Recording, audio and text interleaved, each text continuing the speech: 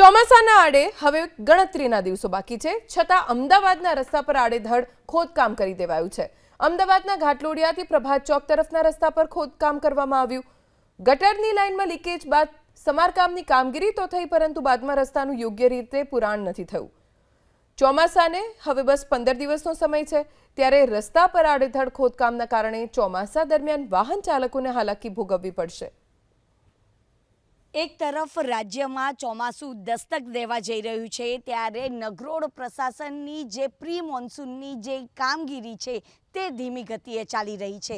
અત્યારે અમે લોકો આવી ગયા છે અમદાવાદના પ્રભાત ચોકથી ઘાટલોડિયા ગામ તરફનો જે જવાવાળો જે રસ્તો છે ત્યાં આગળ જ આ ખોદકામ કરી દેવામાં આવ્યું છે। આપ જોઈ રહ્યા છો કે જ્યારે વરસાદ આવવાનો સમય થયો છે એવામાં અમદાવાદના અનેક વિસ્તારમાં ખોદકામ કરી દીધું છે। તેના કારણે અહીંના જે સ્થાનિકો હોય કે પછી વાહન ચાલકો હોય કે પછી વેપારીઓ હોય, તમામ લોકો ત્રાહિમામ પુકારી ઉઠ્યા છે।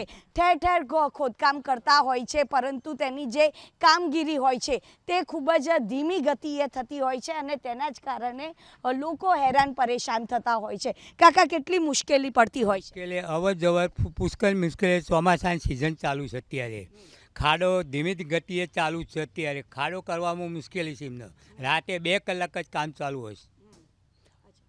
બેન, કેટલી મુશ્કેલી છે? કારણ કે અહીંયા આગળ અનેક સોસાયટી પણ આવેલી છે। માણસ મજૂરી કરવા જાય છે, એ બી ચાલી નથી શકતું અને કાયમ એ લોકોને ટેવ પડી ગઈ છે। ચોમાસું આવે ત્યારે જ ખોદકામ થાય, તો તમે કરો તો ઉનાળામાં કરો ને।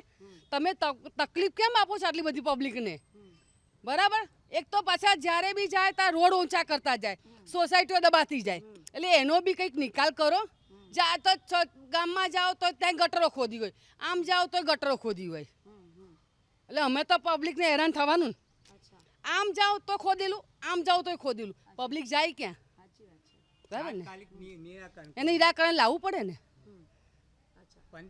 તો આ જે જગ્યાએ ખોદકામ કર્યું છે તે ઘાટલોડિયા ગામથી પ્રભાત ચોક તરફ આ ખોદકામ કરવામાં આવ્યું છે। તેના કારણે જે ગામના રહીશો છે તે હેરાન પરેશાન થઈ રહ્યા છે।